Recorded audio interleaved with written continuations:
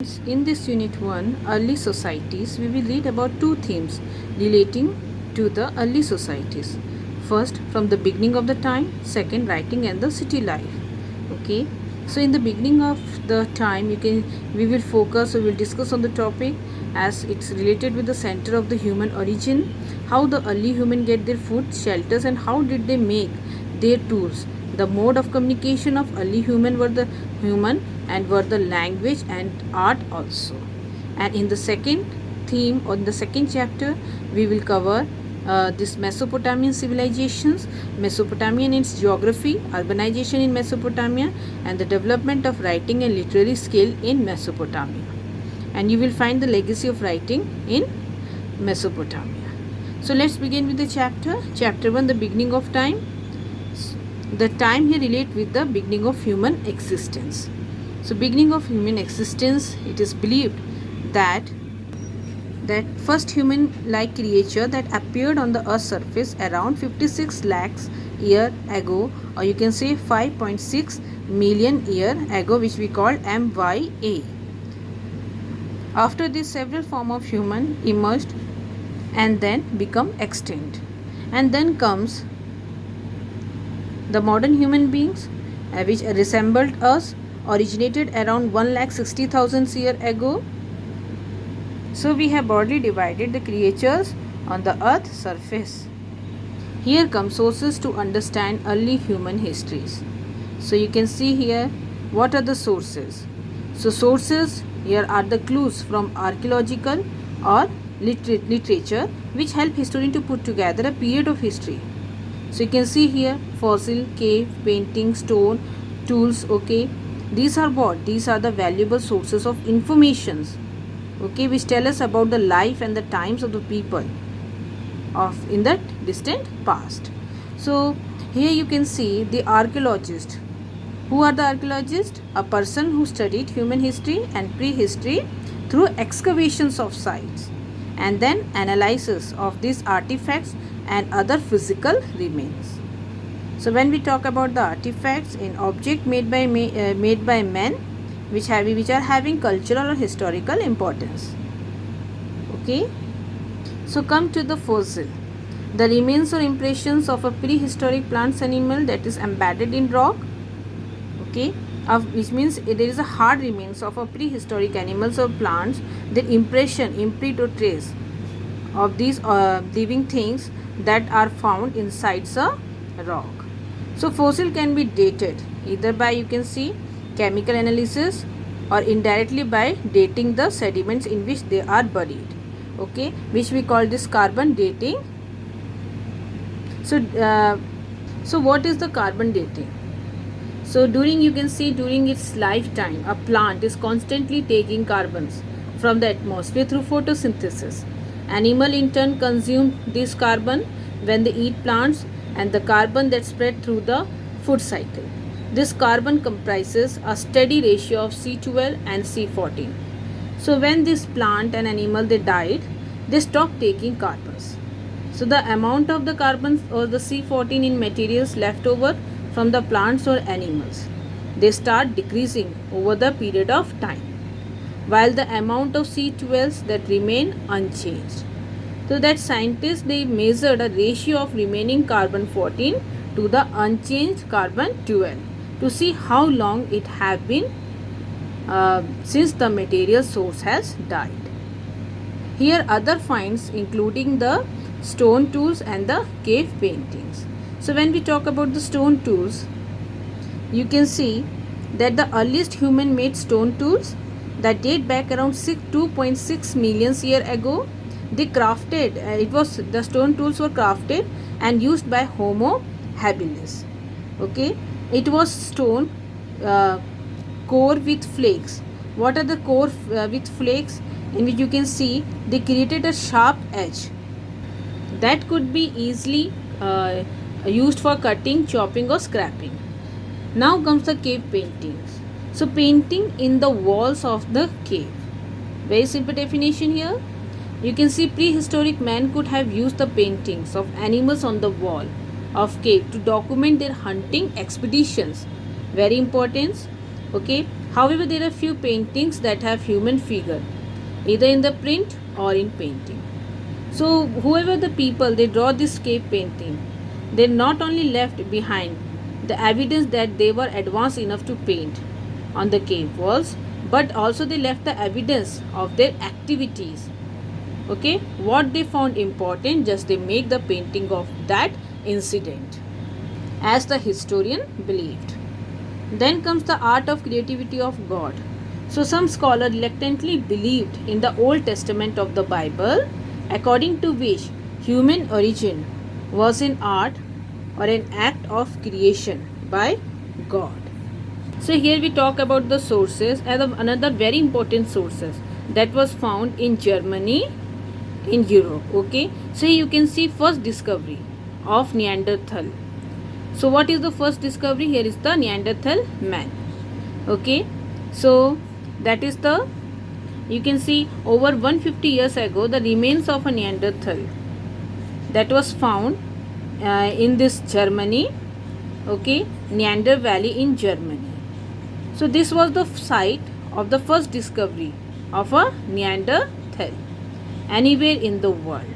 So the skeleton that was discovered, of the human skull that was discovered in the year 1856 as a result of limestone quarrying that had commenced during the industrialization of Germany.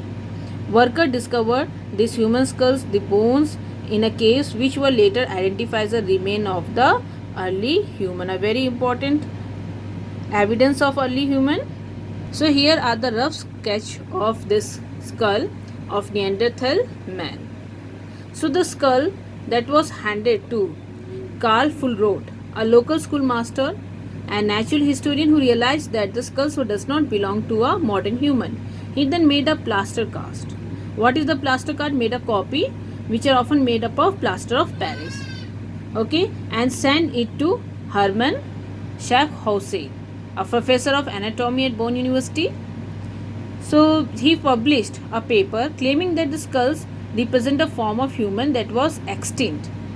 At the time, the scholars they did not accept the view, okay, and instead declared that the skull belonged to the person of recent time, and they regarded it as British or pathological idiots, which means that there was a physical deformity due to the disease. That why the structure is, you can find deformity in the skull, maybe due to the disease. But it was a time in 24th November 1859 when Charles Darwin on the Origin of Species was published, marked a landmark in the study of the evolutions. Darwin argued that human had evolved from animals a long time ago, which gave this research a new study. So you can see important traces of human evolution. When we talk about evolution, you know that different kinds of organisms, they are believed to develop from earlier forms. Okay, there is a gradual development. So you can find here that categories of mammals that originate first were the primates, and the year here is 36 million years ago, and they emerged in the region of Asia and Africa. Okay, then you can see that in the year 24 million years ago there emerged a subgroup which are emerged amongst these primates, that were hominoids. Very important, this includes apes.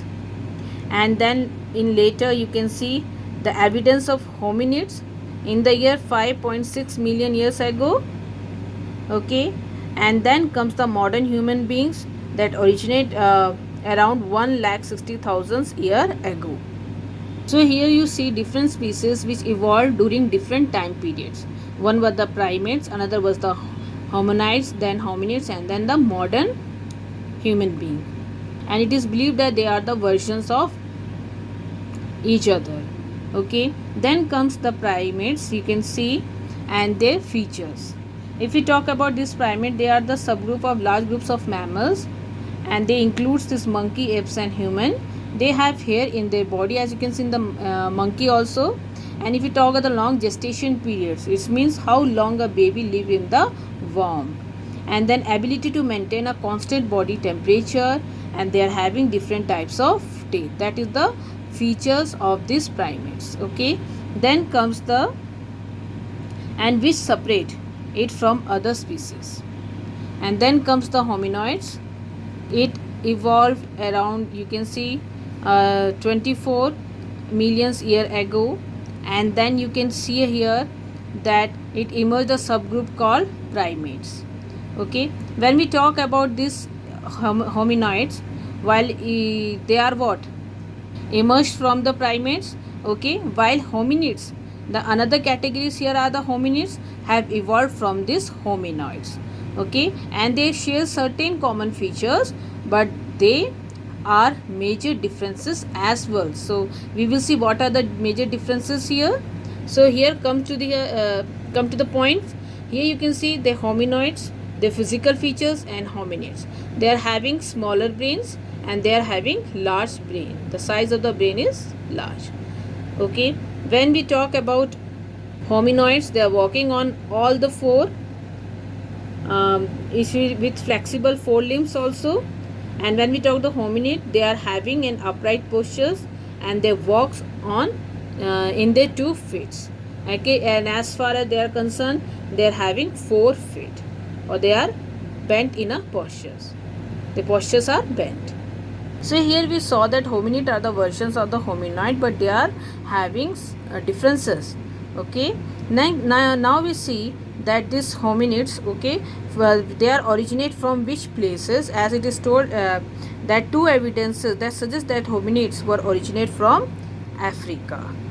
Okay, the one evidence here is the African apes that are mostly or commonly they are related with hominids, and the another evidence that proof that these hominids they are related with the place of Africa. The another evidence here is the hominid fossils which belong to the genus Australopithecus. Okay, Australopithecus, and you can see when we talk about this Australopithecus that is been found in Africa, and when we go to the date, that is back to 5.6 million years ago, and that the fossil that are found outside the Africa are no older than 1.8 million years ago. As far we saw the origin of hominids from Africa, and we are having the evidences, especially the apes and the Australopithecus genus. And then comes that its hominids, they belong to a family known as Hominidae, okay, which includes all forms of human beings. And when we talk of these hominids, they are further subdivided into branches known as Homo, which we will discuss later. And then here you can see Australopithecus. Okay, so here Australopithecus, if we talk about what are the difference between these two, they are having a major difference between these two are related with the brain, the brain size, the jaw and the teeth. So here you can see the brain here are smaller in size, heavier jaw and the larger teeth. That are distinctive features, okay, that distinguish it from Homo. So all the name given by the scientists are derived from the Latin and the Greek words. So when we talk about this Australopithecus, okay, they are the Latin words austral, which meaning is southern. And when we talk about this Pithecus, okay, it is a Greek word meaning ape. So the name here it's the southern ape. Okay, the name was given to this Australopithecus was because the earliest form of human still retain many features of apes. So in this video we talk about the origins of different species,